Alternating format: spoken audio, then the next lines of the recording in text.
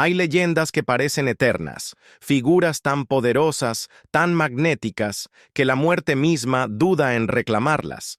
Ella era una de esas, una mujer que caminó por la vida como si le perteneciera, dejando tras de sí admiradores, rivales y corazones rotos en su estela. Ayer te vi envuelta en la tarde. Eras como un cuchillo desafiando el aire. Así la describió un poeta. Afilada, intocable, imposible de ignorar. Pero ni siquiera los espíritus más indomables pueden escapar al destino. El día en que el mundo debía estar celebrándola, estaba sola. No hubo un hijo que le sostuviera la mano, ni seres queridos a su lado. Solo el tic-tac del reloj, el peso del silencio y una fortuna tan vasta que se convirtió en maldición. En vida, ganó todas las batallas. En la muerte, no encontró paz. ¿Qué ocurrió en esas últimas horas? ¿Por qué incluso su partida desató batallas que continuaron mucho después de que se hubiera ido? Esta noche, desentrañamos la historia de una mujer que desafió todo, excepto la soledad que la esperaba al final. Quédate conmigo y no olvides darle like y suscribirte, porque esta es una historia que no olvidarás fácilmente. Ah, María Félix. Solo su nombre evoca un mundo de elegancia, desafío y una belleza tan impactante que parecía detener el tiempo. Mirarla era presenciar algo casi mítico, una mirada impenetrable, pómulos esculpidos y una presencia que exigía atención sin necesidad de pronunciar una sola palabra. Incluso el gran Jean Cocteau, al conocerla en un set de filmación en 1950, solo pudo describirla con la admiración de un poeta fulminado por un rayo. Su belleza es tan intensa que duele. Pero María nunca se sorprendió por tales elogios. Los esperaba, los recibía con naturalidad. Después de todo, no tropezó con el éxito. Lo tomó con ambas manos, sabiendo siempre que ella sola dictaría los términos de su ascenso. Hollywood llamó a su puerta una y otra vez, ansioso por moldearla en su visión de una estrella latina. Rechazó cada oferta, poco impresionada por la limitada imaginación de los cineastas estadounidenses. Siempre me ofrecían papeles de india campesina, comentó con desdén. Y yo no nací para cargar canastas. Fueron palabras que declaraban su propio valor. Una negativa a ser algo menos que la gran figura que sabía que estaba destinada a ser.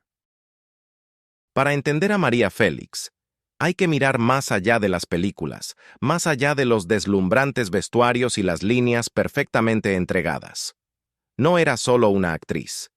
Era una fuerza de la naturaleza, una mujer que imponía respeto con una mirada, que caminaba por la vida como si el mundo fuera un escenario y ella la estrella de cada escena. Los papeles que eligió no eran solo personajes, eran reflejos de su propio espíritu, feroz, indomable e incapaz de inclinarse ante nadie. Ya fuera en melodramas campesinos, epopeyas revolucionarias o sofisticados dramas urbanos, interpretó mujeres de poder, mujeres de pasión, mujeres que, como ella misma, jamás podían ser ignoradas. Y luego está la frase que quizás la define mejor, la que flota en el aire como una verdad demasiado grande para ser ignorada. Octavio Paz, el gran laureado mexicano del Nobel, dijo una vez: María Félix nació dos veces, primero cuando sus padres le dieron la vida y después, cuando ella se inventó a sí misma. Y esa era precisamente su esencia. María Félix no solo vivió, se creó a sí misma, pieza por pieza, con la precisión de un artista esculpiendo una obra maestra. Cada decisión, cada rechazo, cada triunfo era un paso en el diseño grandioso de su propia leyenda. Entendió lo que significaba ser más grande que la vida misma, y encarnó esa idea en cada aliento. Nacida como María de los Ángeles Félix Güereña el 8 de abril de 1914 en Álamos, Sonora, llegó al mundo como si el destino mismo hubiera escrito su llegada. Y en un giro poético del destino, partió exactamente en la misma fecha, 88 años después. Pero entre esos dos abriles, Vivió una vida más vibrante y dramática que cualquier papel que interpretó. Se convirtió en la Doña tras su icónica actuación en Doña Bárbara, 1943, un nombre que se aferró a ella como un título real. También fue María Bonita, inmortalizada en la canción que Agustín Lara compuso solo para ella, una melodía que lleva su nombre a través del tiempo como una carta de amor susurrada. Sus raíces eran tan fieras como ella. Su padre, descendiente de los orgullosos y guerreros indios yaquis, y su madre, de ascendencia española, le dieron rasgos imponentes y un temperamento que ni se domesticaba ni se ignoraba. Era una de 16 hermanos, aunque 3 no sobrevivieron, pero incluso entre tantos, María era diferente. Mientras sus hermanas, de cabello claro y delicadas, jugaban con muñecas y abrazaban las expectativas más suaves de la feminidad. María trepaba árboles, montaba caballos con la destreza de un jinete experimentado y corría libre bajo el vasto cielo sonorense. Admiraba a su hermano Pablo por encima de todos, con una devoción tan profunda que sus padres, temiendo un apego que pudiera desatar habladurías, lo enviaron lejos a una academia militar para poner distancia entre ellos. Esa pérdida, esa separación forzada, dejó una cicatriz que nunca admitió del todo, pero que moldeó su naturaleza desafiante. Su relación con sus hermanas fue tensa, quizás inevitable dado el abismo que las separaba. Mientras ellas encarnaban la feminidad dócil, María se conducía como una reina entre plebeyos, fuerte, morena y absolutamente segura de sí misma. En su mundo no había lugar para la docilidad, ni espacio para lo ordinario. No había nacido para mezclarse con la multitud. Estaba destinada a sobresalir, a ser admirada, envidiada y, sobre todo, recordada. Y recordada sigue, incluso ahora, décadas después de su partida. María no fue solo un rostro en la pantalla grande. Fue una fuerza de la naturaleza, una leyenda viva que captaba la atención donde quiera que iba.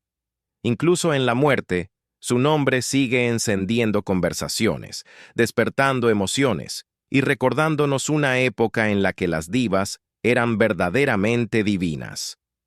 En 1992, Enrique rindió homenaje a su madre de la forma más elegante que sabía, publicando un libro lleno de fotografías impresionantes de ella, capturando a María Félix en toda su gloria intocable.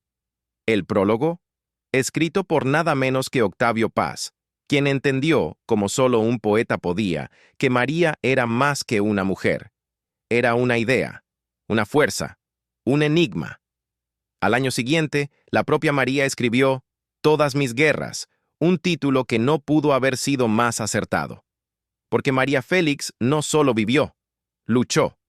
Luchó por su independencia, por su carrera, por su legado, y en muchos sentidos, luchó por y contra su propio hijo. Enrique recordó una vez el momento en que su madre lo reclamó de la manera más propia de María Félix. Literalmente me secuestró, dijo, refiriéndose al día en que ella llegó. Lo metió en un auto y se lo llevó a la Ciudad de México. En ese momento, Enrique había estado viviendo con su padre, el empresario jalisciense Enrique Álvarez, tras el divorcio de sus padres. María se había marchado a la capital para perseguir una carrera en el cine y una vez que tuvo los medios, regresó por su hijo. Fue un gesto grandioso, un momento dramático digno de un guión cinematográfico. Pero, como en todas las historias de María Félix, lo que siguió fue complicado. Cuando surgió la oportunidad de trabajar en España, María, práctica y determinada, tomó una decisión que marcaría su relación para siempre. Envió al joven Enrique a un internado, no por un año o 2, sino por una década. Una década en la que madre e hijo estuvieron separados por la distancia y las circunstancias. Y cuando Enrique finalmente regresó, ansioso por seguir los pasos de su madre, la respuesta de María fue tan tajante como siempre. Dejó de hablarle durante 3 meses. Entré al set mientras se filmaba La diosa arrodillada y me encantó su olor, recordó Enrique en una entrevista. Fue entonces cuando supe que quería estar ahí para siempre. Pero María, siempre protectora de su imagen, no se dejó convencer fácilmente. Ella había construido una carrera como ninguna otra, y la idea de que su hijo entrara en el brutal mundo del espectáculo no formaba parte de su plan. Su relación era compleja, afectuosa, respetuosa, pero nunca demasiado sentimental. María amaba profundamente a su hijo, de eso no había duda. Y sin embargo, su vínculo cargaba con el peso de luchas no expresadas.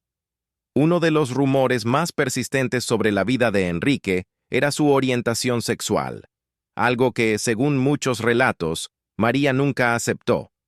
No era una época en la que se hablara abiertamente de estos temas.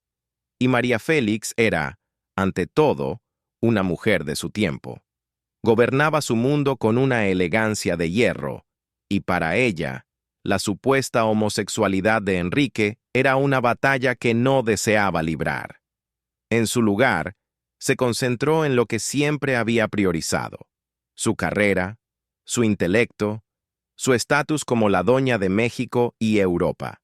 María Félix se casó con el padre de Enrique, Enrique Álvarez Alatorre, en 1931. Su unión duró hasta 1938, cuando hizo lo impensable. Se marchó.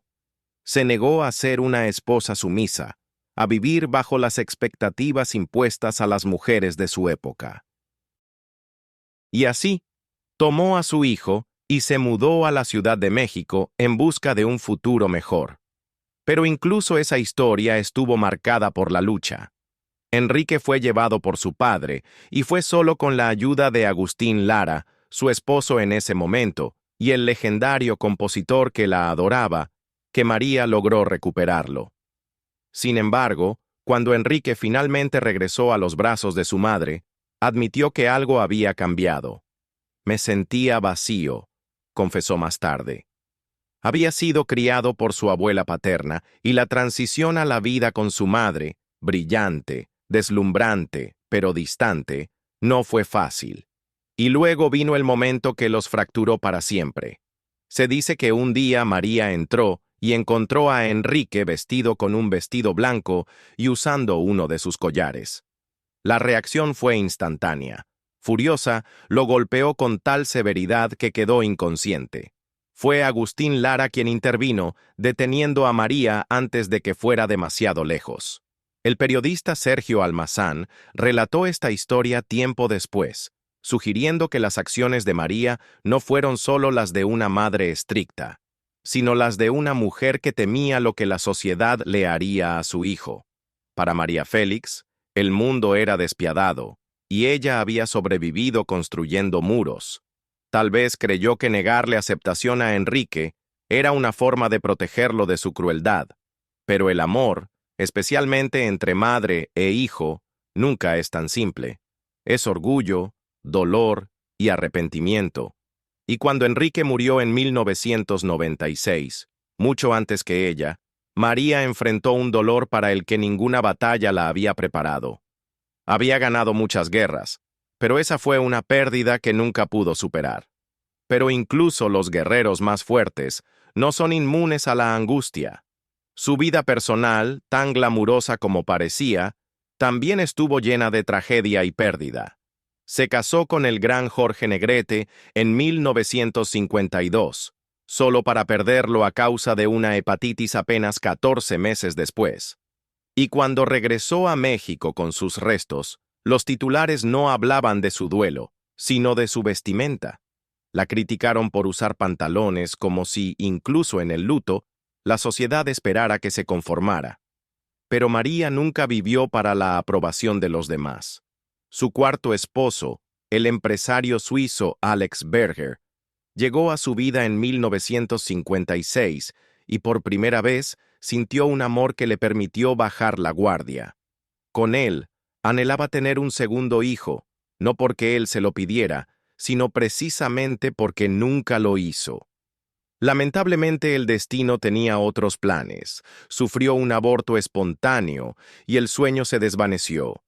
Cuando Berger falleció en 1974, María, una vez más, enfrentó al mundo sola, pero como siempre, lo hizo con la cabeza en alto. María Félix era más que una belleza, fue la musa de artistas, una inspiración para poetas, pintores y diseñadores por igual. El legendario Jean Cocteau vio en ella a una mujer que pertenecía al mito y a la poesía, mientras que Diego Rivera, uno de sus muchos amantes, la inmortalizó en una pintura que reveló más de lo que ella había planeado. Como si fuera un acto de venganza juguetona, Rivera la retrató con un vestido transparente, permitiendo al mundo verla de una manera tanto íntima como inalcanzable, justo como María misma.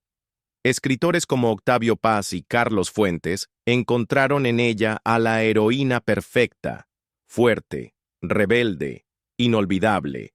Incluso el mundo de la moda se rindió a sus pies. Fue vestida por los más grandes diseñadores de su época, y en 1984, tanto Francia como Italia la reconocieron como una de las mujeres mejor vestidas del mundo. Y luego, por supuesto, estaban los susurros, los relatos que difuminaban la línea entre la ficción y la realidad. Se decía que el propio rey Farouk de Egipto le había ofrecido la corona de Nefertiti a cambio de una sola noche de pasión. Ya fuera verdad o mito, la mera existencia de tal historia habla mucho del aura que la rodeaba, un magnetismo tan poderoso que incluso los reyes estaban dispuestos a rendirse ante él. Era más que una estrella, era una leyenda tejida en la historia, una mujer cuya presencia inspiraba deseo, admiración y las más extravagantes fantasías. Lejos de las cámaras, María era una coleccionista, no solo de admiradores, sino de las cosas más exquisitas que la vida tenía para ofrecer. Se rodeaba de belleza, porcelanas, alfombras, joyas, plata, muebles antiguos, libros raros y delicadas telas chinas. Cada pieza que poseía era un reflejo de su gusto impecable, un testimonio de una vida vivida con grandeza. No se limitó a existir. Reinó, moviéndose por el mundo con la gracia de una reina. Sus casas no eran simplemente residencias, sino santuarios de esplendor, llenos de tesoros que hablaban de su refinamiento, sofisticación y una inquebrantable apreciación por lo extraordinario. Y luego llegó esa fatídica mañana, el 8 de abril de 2002, su cumpleaños número 88. El gran Juan Gabriel, al igual que Agustín Lara antes que él, había compuesto una canción en su honor, María de las Marías, y esa mañana la llamó para felicitarla. La doña aún no se ha despertado, le informó su mayordomo. Pero la verdad era que María Félix nunca volvería a despertar. Como si lo hubiera orquestado ella misma, partió de este mundo el mismo día que lo había visto nacer, como si sellara su leyenda con una perfección poética. Pero incluso en la muerte, María Félix siguió siendo tan controversial como lo había sido en vida. Meses después, estalló un escándalo cuando se reveló que había dejado toda su herencia a su joven asistente, Luis Martínez de Anda, sin dejar nada a sus hermanos. Su familia, incapaz de aceptar esto, exigió una exhumación, alegando que necesitaban verificar si María había sido envenenada. Todo el espectáculo se transmitió en vivo por televisión, con el mundo entero observando cómo la leyenda de María Félix daba otro giro dramático. Pero la ciencia no tenía paciencia para los chismes. El veredicto oficial confirmó lo que el destino ya había escrito.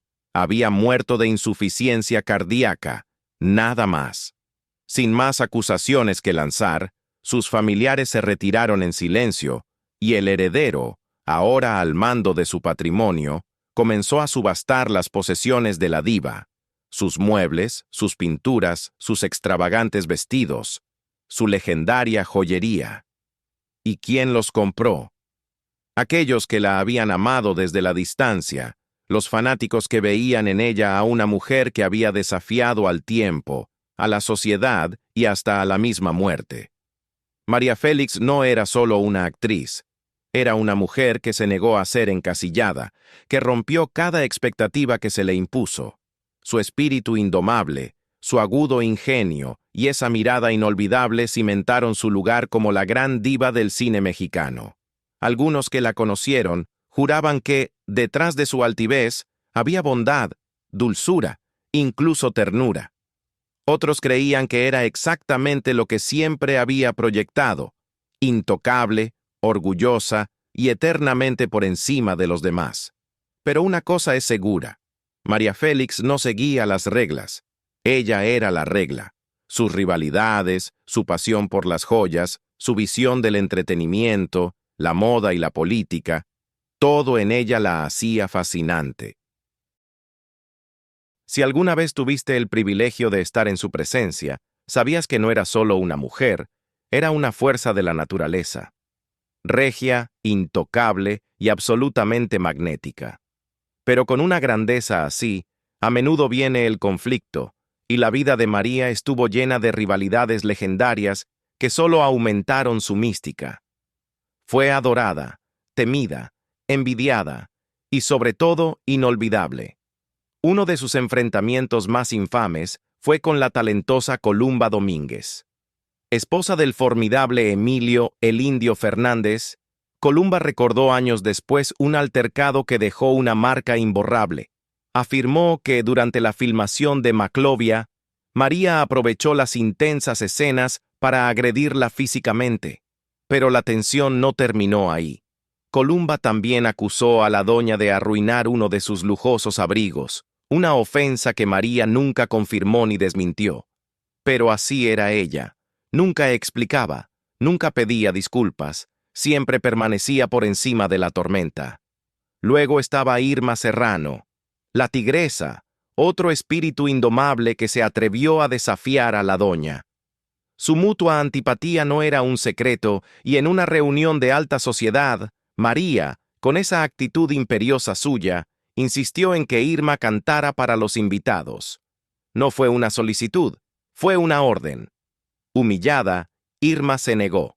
Salió furiosa del evento, y en solidaridad, otras artistas, incluyendo a Lola Beltrán y Lucha Villa, la siguieron.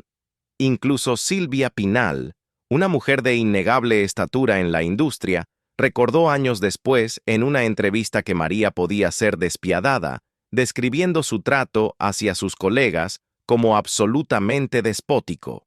Pero una de las historias más impactantes involucró su papel como madrina de Frida Sofía, la hija de Alejandra Guzmán.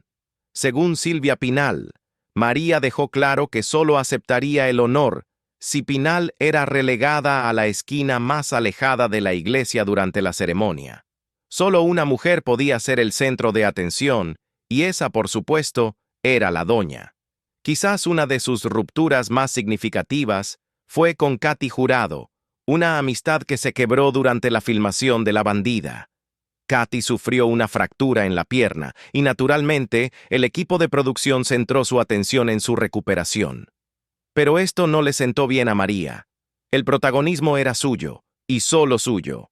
En un punto, supuestamente exigió que las cámaras se enfocaran únicamente en ella porque, en sus palabras, yo soy la estrella. Katy, que nunca se dejaba intimidar, le respondió con una frase demoledora.